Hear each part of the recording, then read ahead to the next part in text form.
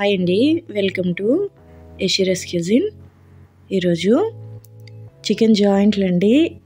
ఇలా ఒకసారి కర్రీని ఒకసారి ఇలా ట్రై చేయండి, చాలా బాగుంటుంది. అలాగే చాలా సింపుల్ ప్రాసెస్ మీకు చేసి చూపిస్తాను. అది ఎలా చేయాలో ఇప్పుడు మీకు చేసి చూపిస్తానండి. దీనికోసం ముందుగా ఇలా చికెన్ జాయింట్లని ఒక 4 తీసుకున్నానండి. వీటిని కడిగి శుభ్రం చేసి క్లీన్గా కడిగి పెట్టుకోవాలండి. వీటిని ఇప్పుడు వీడియోలో చూపిస్తున్న విధంగా కట్ చేసుకోవాలండి. ఇట్లా కట్ చేసి పెట్టుకుంటే మనం పెట్టే మసాలా అంతా కూడా బాగా లోపల వరకు వెళ్ళి బాగా కుక్ అవుతుందండి. ఇట్లాగే అన్నీ కూడా కట్ చేసి పెట్టుకోవాలి. ఇప్పుడు మసాలా కోసం ఒక మిక్సీ జార్ తీసుకొని దానిలోనికి 1 కప్పు ఉల్లిపాయ ముక్కలు, అలాగే ఒక 6-7 వెల్లుల్లి రెబ్బలను కూడా వేసుకోవాలి. అలాగే అల్లం ముక్క,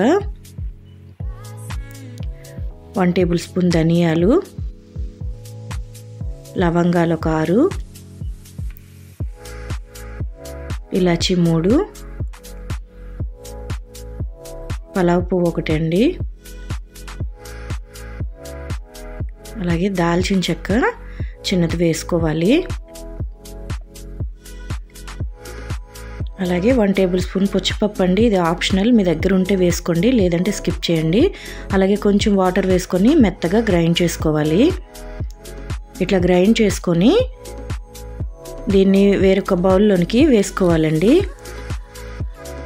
ఇలా వేసుకున్న తర్వాత దీనిలోనికి 1/2 టేబుల్ స్పూన్ పసుపు, అలాగే 1 టేబుల్ స్పూన్ కారం కూడా వేసి మొత్తం అంతా కూడా ఆ మసాలాలో కలిసేలాగా కలుపుకోవాలి.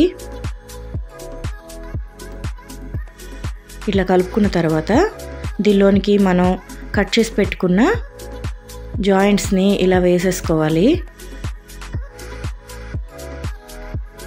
ఇలా వేసుకొని మొత్తం అంతా కూడా మసాలా అంతా ఆ జాయింట్స్లోకి వెళ్ళేలాగా మనం కలుపుకొని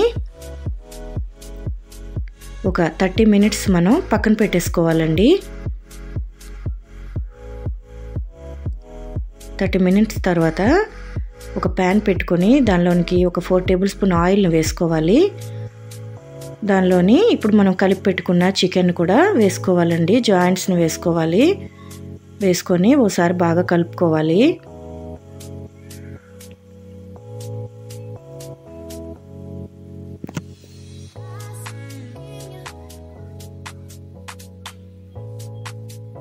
ఇలా కలుపుకున్న తర్వాత మూత పెట్టి మీడియం ఫ్లేమ్లో ఒక 10 నిమిషాలు కుక్ చేసుకోవాలండి. 10 నిమిషాల తర్వాత మూత తీసి ఓసారి కలుపుకోవాలి.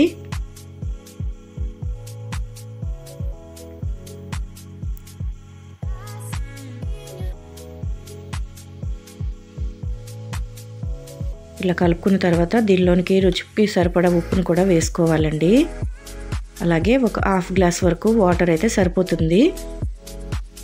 వాటర్ని కూడా వేసి ఒకసారి అంతా కూడా ఒకసారి బాగా కలుపుకోవాలి.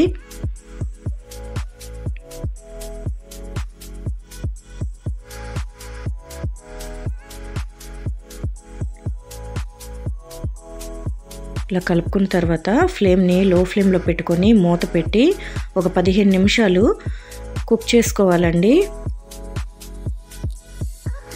15 నిమిషాల తర్వాత మనకి కర్రీ అనేది ఇలా దగ్గరగా వస్తుంది. కాస్త ఇలా కలుపుకుంటూ ఫ్లేమ్ని medium to high flame adjust చేసుకొని ఇంకాస్త దగ్గర అయ్యేదాకా మనం కుక్ చేసుకోవాలండి.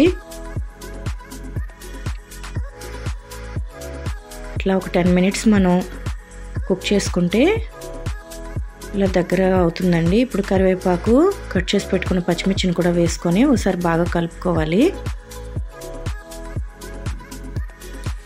అంతే అండి, ఇలా దగ్గరగా అయితే సరిపోతుంది. ఇంతే అండి, జాయింట్స్ని ఇలా టేస్టీగా ఒకసారి తయారు చేసుకొని తిన్నారంటే చాలా బాగుంటుందండి.